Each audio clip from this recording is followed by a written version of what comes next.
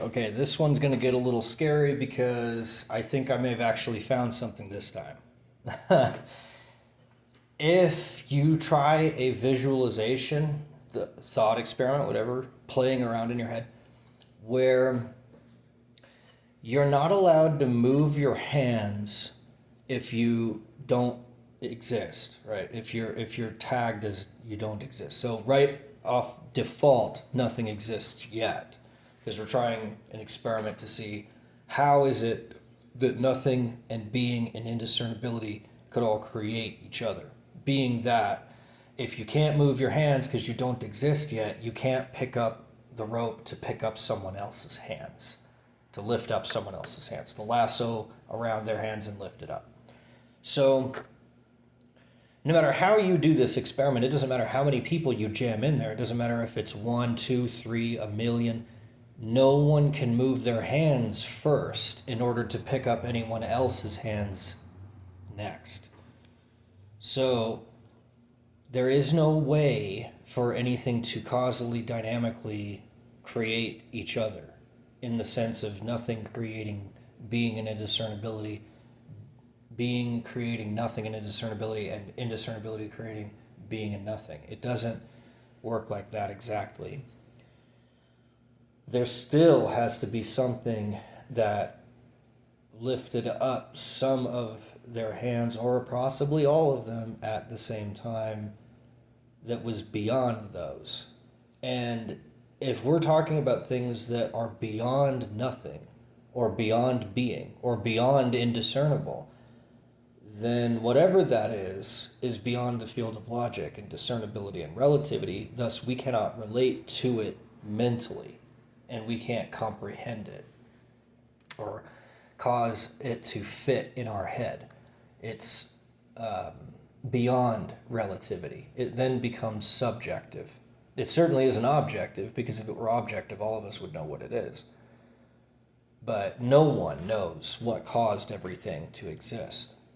And that means it's not objective for sure. It's not relative because, like I said, no one can cause someone else to exist without first existing themselves.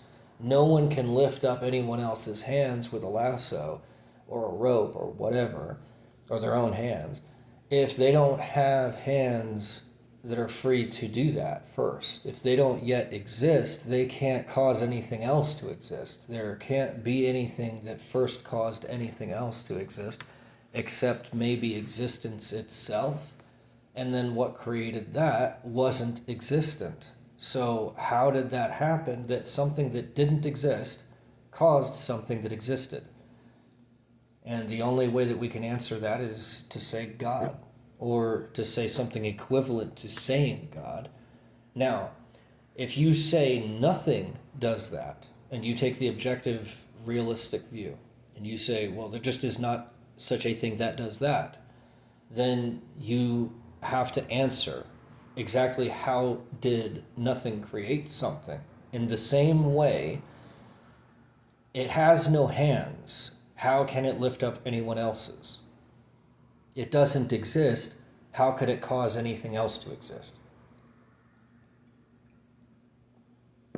And so,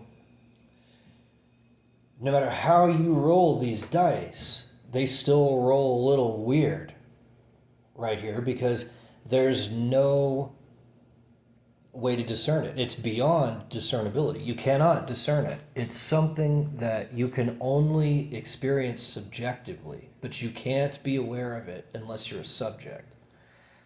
And at me being an animist, I believe everything is a subject.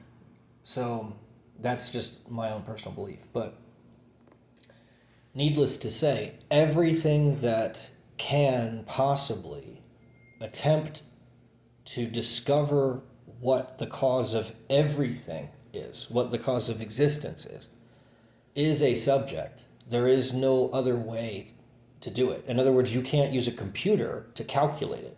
You can't use logic to conclude it, because there are no premises yet to conclude anything from.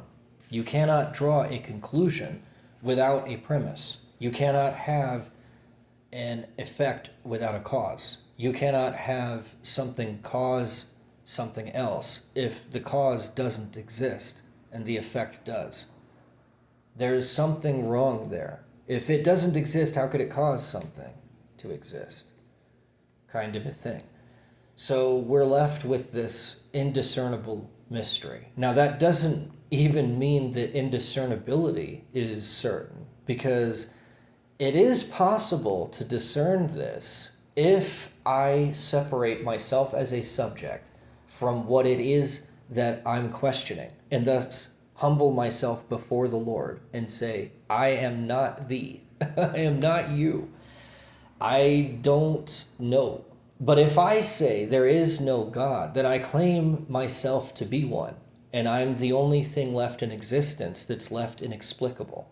Everything else follows from me. And that's the idea of solipsism. Most people actually occupy somewhere in there, that somehow everything happens because of them. And it is our first instinctual, undeveloped, childlike view that everything has something to do with me. Mommy and daddy didn't even exist until they created me. Before then, they were, either not there at all, or they've always been that way. Or like time started when mommy and daddy created me, kind of a thing. That's what we feel like, because that's as far back as we can concern ourselves with. So when we're a kid and we're not aware of anyone else yet, then we just know I feel good when, I perceive this hairstyle and this frame of body and this particular gait of walking, and then I associate that with the word mommy, but I don't recognize that there's actually anyone home until I'm older enough to realize that you can't stomp on a bug, it will kill it, and it's a person and you don't do that. That kind of thing you learn later. And no one wants to admit this, but it's true. Babies are not born with an innate recognition of other subjects. They're born with an innate recognition of being able to nurse from their mother. So they have a particular frame of reference that's a combination of sensory data. They don't have a subjective experience until they get older and they start to subjectively discern, mommy is a person, not an object. And that's when they start to become civilized. But if they don't ever make that distinction, and many don't, they never do. They don't see anyone as subjects. They just see everyone around them as objects. And this is something that's becoming a lot more frequent because mothers don't raise their own babies or infants with very much care, because there's this really weird idea that's floating around in society that somehow the baby won't care or won't know any better or won't remember anything that happens to it until it can say it did. So everything that happens to the baby before they're 4 years old, which is when they're old enough to finally start having their own memory, doesn't matter because they won't remember it anyway. So it just goes away in the ether. And because of that idea, there are so many children that get thrown away and don't matter to their parents, aren't being given any kind of interpersonal communication skills before they're verbal. Until they really get to a point where they can actually speak and say things, they're basically just left alone in the crib to cry and shit on themselves. So they grow up thinking that mommy is just a collection of atoms that move into the room and give me food, or clean my ass, or spank me, or throw me against the wall and bash my head in, or whatever it is that mommy does. But they don't think of mommy as a person. They don't see any subjective difference. They just see a series of sensory data accumulated into a particular arrangement, absolutely interchangeable with any other object that moves, for example, in the wind or something like that. They don't see any subject home. They only see the object, the body, moving around. But they don't know that there's anyone in the body. They just see the body. Now, when they get older, they start to make this subjective distinction between themselves and other people, and that's when they start getting self-awareness around the age 2. So That gives us about 2 years of time where people are just not even giving a fuck about their own infant, at which point it grows up and becomes psychopathic or sociopathic because they think that people are just objects. They don't understand that there's a person behind the skin. They just see the skin. And that's what we all see when we're born. That's what we all see when we're babies. And then most of us, when we're toddlers, draw a distinction between ourselves and other people. We can pass the Rouge test. We understand when there's something off about the way that we're dressed or the way that we look. We start understanding how other people look at us. We start to develop a sense of social status. We start to understand the difference between I want and you want, and then understand sharing, etc. All of that stuff is bereft in a psychopath that doesn't draw that distinction, that never saw beyond the skin. And so people get so fascinated with psychopaths. It's like, that's just a baby. It's literally just a baby in an old man's body. That's it. It's a baby. But they don't want to say that because they have babies. So they're like, oh, but it can't be a baby because that would make my baby a psychopath. Yeah, it is. Your baby is a psychopath. Okay? Your baby is a psychopath. You don't want to admit it. No one wants to admit it. I'm not joking. Your baby is a psychopath. It only cares about itself. It doesn't care about you. It'll pee in your face and giggle. You don't believe me? How many times have you seen it happen or heard about it? It happens. It always does. And they always find it amusing. It's so funny to the little baby to pee in your face, and then you have to clean it up. And you can't do anything to the baby. It thinks it's so funny. So it's like, well, yeah, it's a psychopath. That's what psychopaths do. They pee in your face, and they know you can't do anything about it, and then they giggle. But the moment that you put them in the naughty crib, and they have to sit there and stare at the ceiling for the next 6 hours, that's when they care, and they start crying and crying and crying. And thrashing their silly, fat little arms around, and wailing and bitching and moaning. And eventually somebody comes in and they change their diaper, and then they get to pee in their face again. They giggle. And there it is. And it's like, oh, that's so fascinating. It's like, no, it's not. It's actually fascinating on the normal side. It's fascinating that you turn a psychopath into a civilized human being every goddamn day, people. You do it with your own kids by raising them. That's what they need. They don't need drugs. They don't need therapy. They don't need anything. They literally need what you feel like they need. They need a spanking, and they need to be told, no, no, no, no.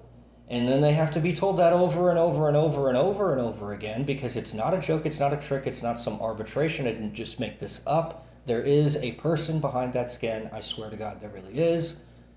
Trust me, little Jimmy. And eventually they'll come out of it. That is the cure for psychopathy. Now, the other thing that I've noticed also while we're on the subject, I don't know how we got on the subject, but somehow we did. I don't know why I'm saying we when you're not there, and I'm talking to myself in my room where there isn't anyone, and I get 0 views. So I don't know who we is. But not only is every baby born a psychopath, and no one will listen to me, but it's the truth. Also, the reason that psychopaths exist is because there was something else I was going to say about that. No, I can't remember. It's emotional immaturity, always.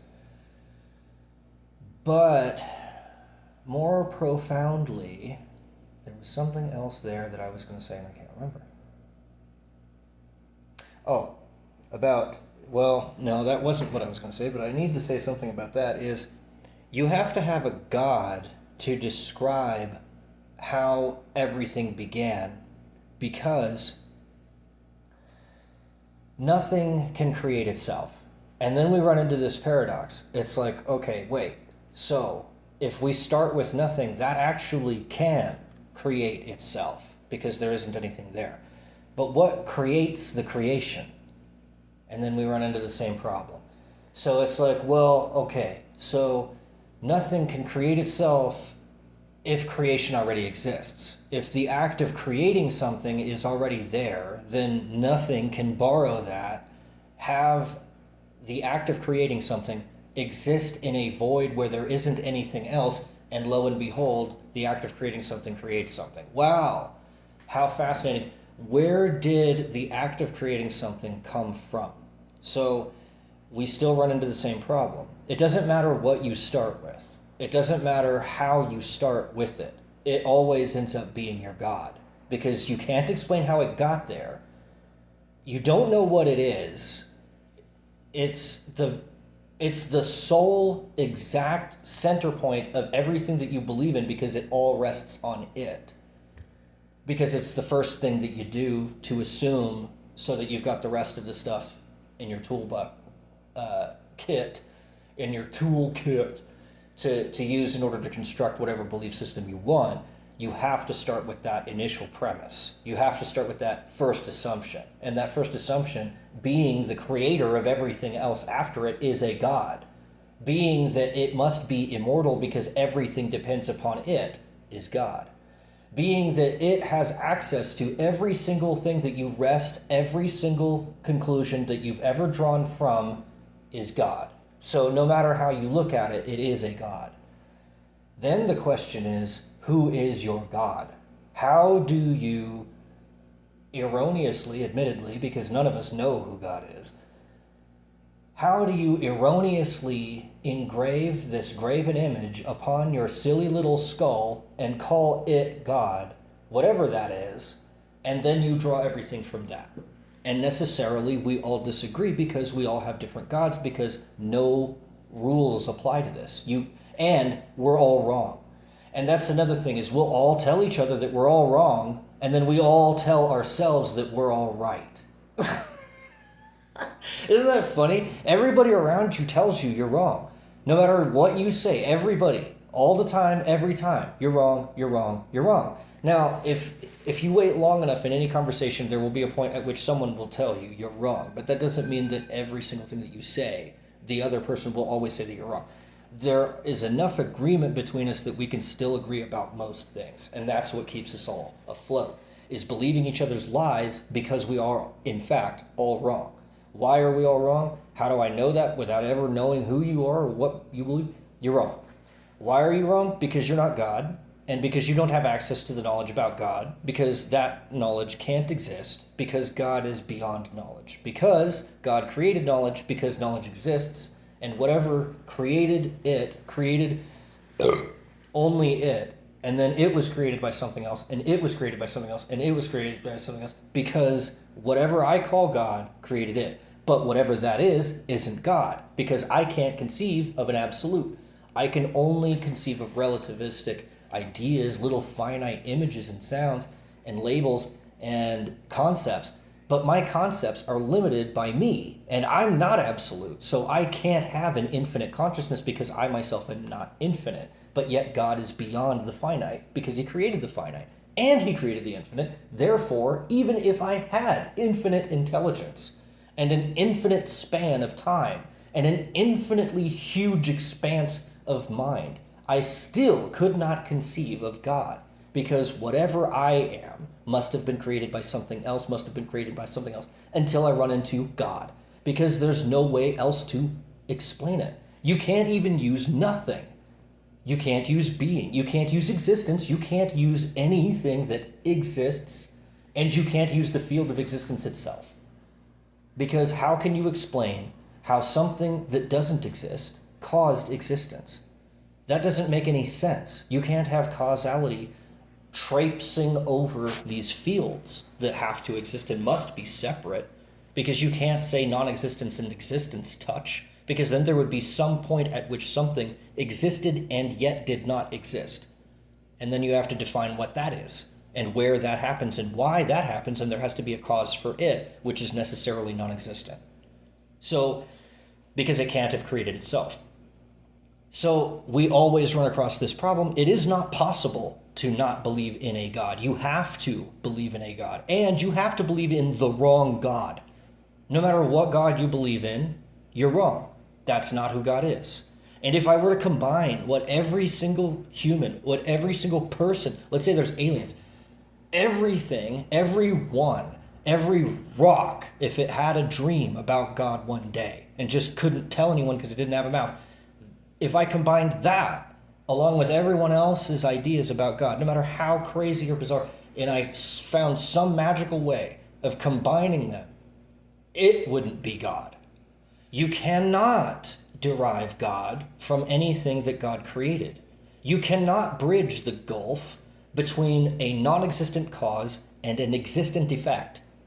Therefore, we cannot have a linear progression of time before the origin. Therefore, we cannot have an origin.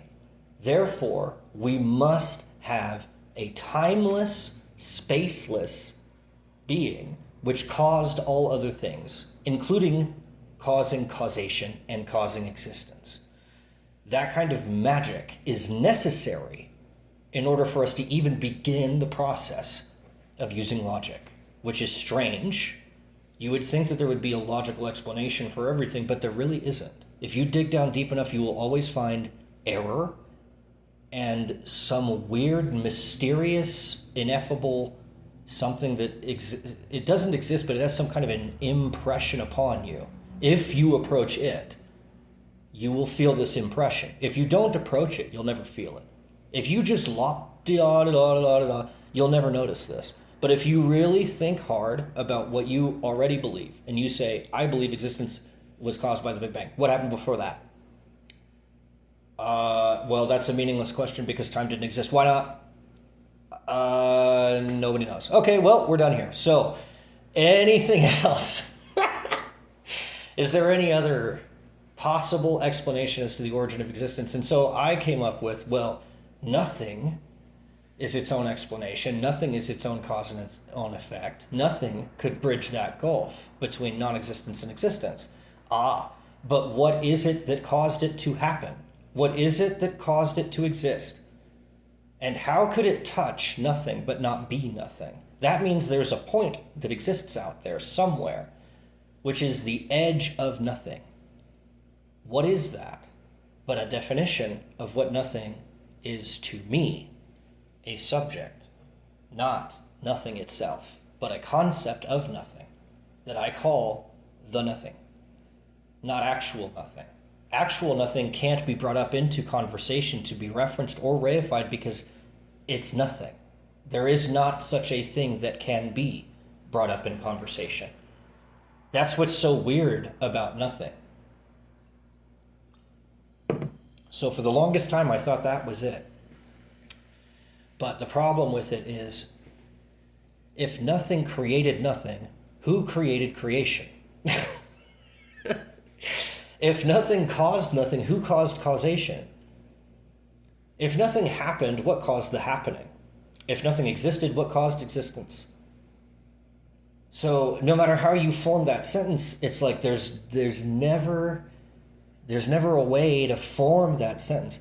Now, the closest that I've ever gotten was to say that nothing is caused by not being or being distinct from or independent from being and indiscernibility, which are necessary, and we must presume them, because without them we can't discern anything, and everything that is discernible because of them.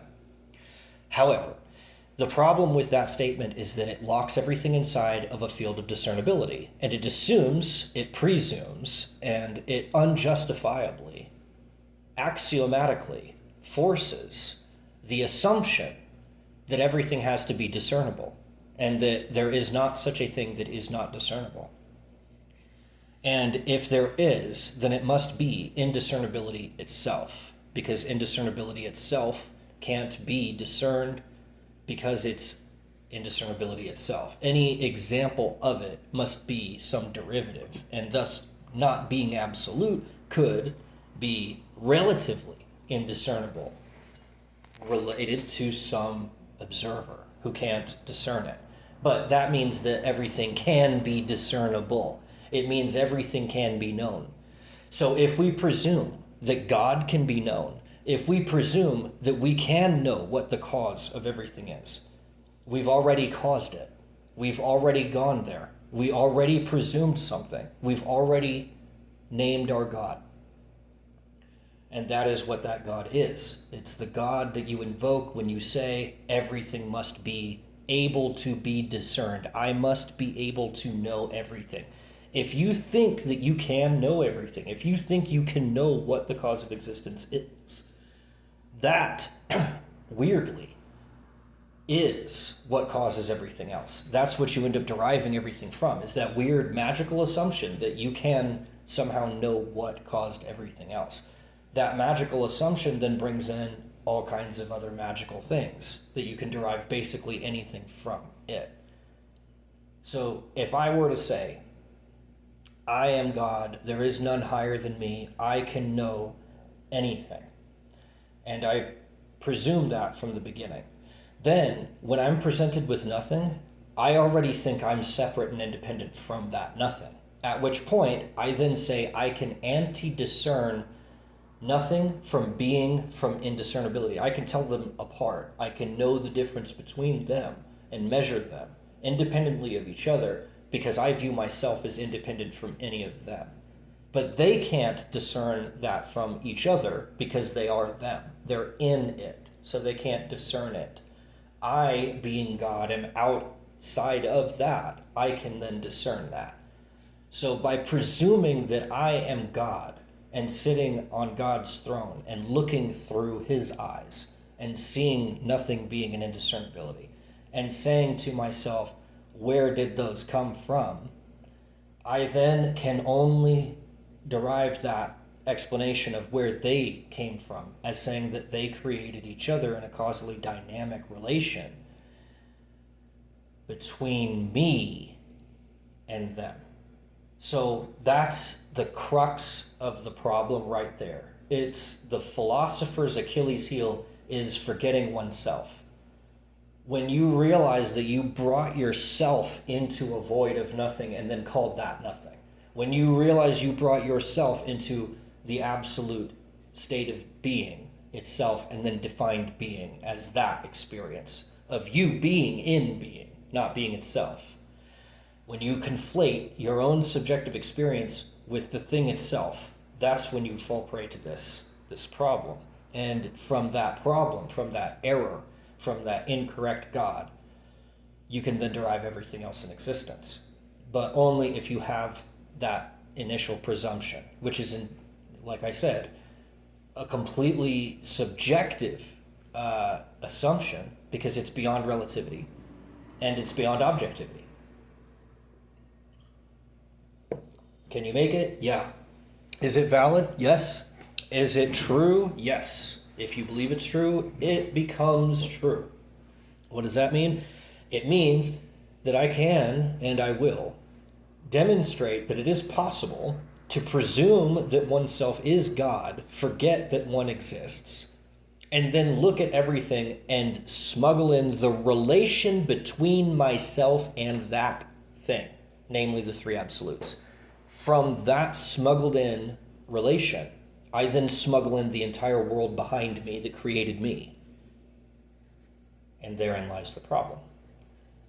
We must believe in God. We don't have a choice. The only choice is which God will we believe in, not whether or not we believe in a God.